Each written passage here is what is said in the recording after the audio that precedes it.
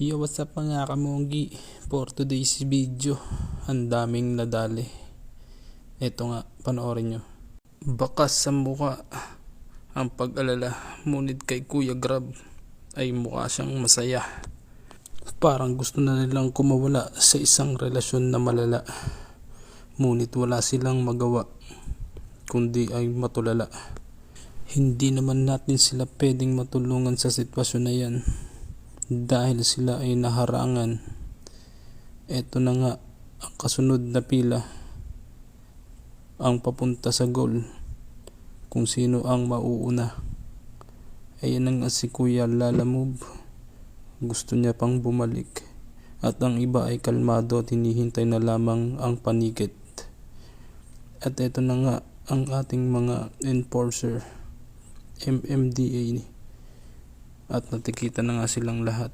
At ito ang nag-champion, si Kuya Lalamove. Shoutout sa iyo, Kuya Lalamove. Kaya lagi dapat tayong handa sa mga ganyang sakuna. Pakiramdaman muna ang nauuna bago tayo Yo, what's up mga kamonggi? For today's video, ang daming nadali. Ito nga, panoorin nyo.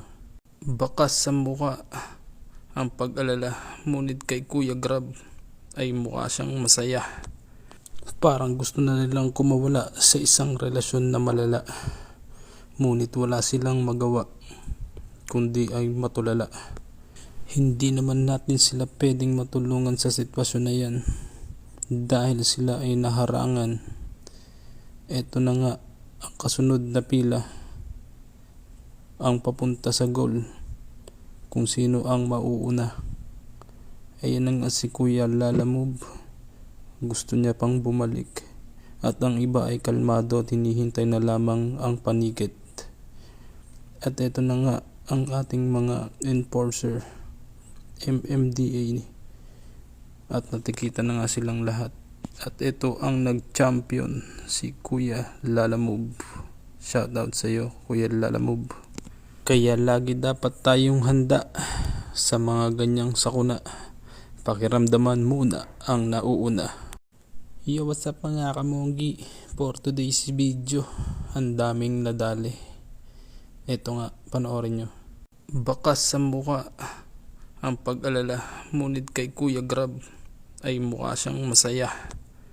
Parang gusto na nilang kumawala sa isang relasyon na malala. Ngunit wala silang magawa, kundi ay matulala.